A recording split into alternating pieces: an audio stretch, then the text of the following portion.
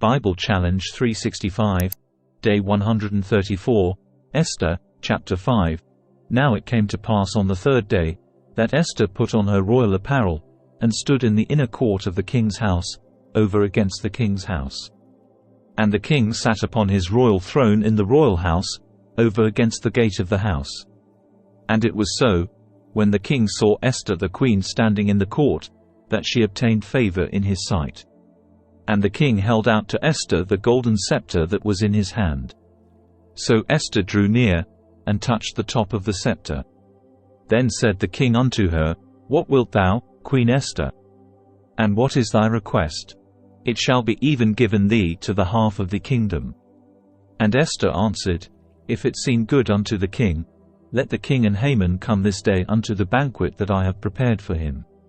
Then the king said, Cause Haman to make haste, that he may do as Esther hath said. So the king and Haman came to the banquet that Esther had prepared. And the king said unto Esther at the banquet of wine, What is thy petition? And it shall be granted thee. And what is thy request? Even to the half of the kingdom it shall be performed. Then answered Esther, and said, My petition and my request is, If I have found favor in the sight of the king, and if it please the king to grant my petition, and to perform my request, let the king and Haman come to the banquet that I shall prepare for them, and I will do tomorrow as the king hath said. Then went Haman forth that day joyful and with a glad heart. But when Haman saw Mordecai in the king's gate, that he stood not up, nor moved for him, he was full of indignation against Mordecai. Nevertheless Haman refrained himself. And when he came home, he sent and called for his friends, and Zeresh his wife.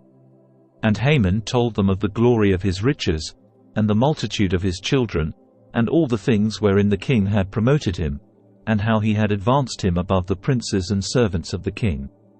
Haman said moreover, Yea, Esther the queen did let no man come in with the king unto the banquet that she had prepared but myself.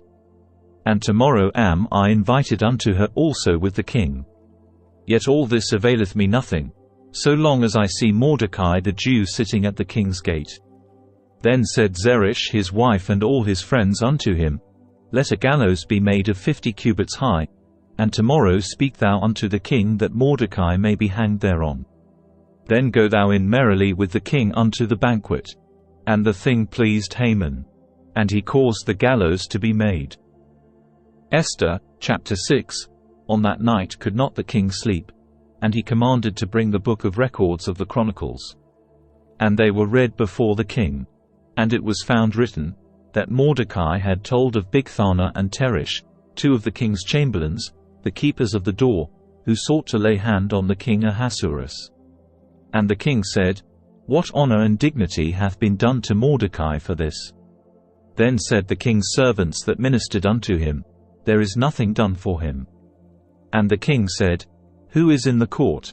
Now Haman was come into the outward court of the king's house, to speak unto the king to hang Mordecai on the gallows that he had prepared for him. And the king's servants said unto him, Behold, Haman standeth in the court. And the king said, Let him come in. So Haman came in. And the king said unto him, What shall be done unto the man whom the king delighteth to honor? Now Haman thought in his heart, To whom would the king delight to do honor more than to myself? And Haman answered the king, For the man whom the king delighteth to honor, let the royal apparel be brought which the king useth to wear, and the horse that the king rideth upon, and the crown royal which is set upon his head. And let this apparel and horse be delivered to the hand of one of the king's most noble princes, that they may array the man withal whom the king delighteth to honor, and bring him on horseback through the street of the city, and proclaim before him, Thus shall it be done to the man whom the king delighteth to honor. Then the king said to Haman, Make haste, and take the apparel and the horse, as thou hast said, and do even so to Mordecai the Jew, that sitteth at the king's gate. Let nothing fail of all that thou hast spoken. Then took Haman the apparel and the horse, and arrayed Mordecai, and brought him on horseback through the street of the city, and proclaimed before him, Thus shall it be done unto the man whom the king delighteth to honor. And Mordecai came again to the king's gate. But Haman hasted to his house mourning, and having his head covered. And Haman told Zeresh his wife and all his friends everything that had befallen him. Then said his wise men and Zeresh his wife unto him, If Mordecai be of the seed of the Jews, before whom thou hast begun to fall, thou shalt not prevail against him, but shalt surely fall before him. And while they were yet talking with him, came the king's chamberlains, and hasted to bring Haman unto the banquet that Esther had prepared. Esther, chapter 7.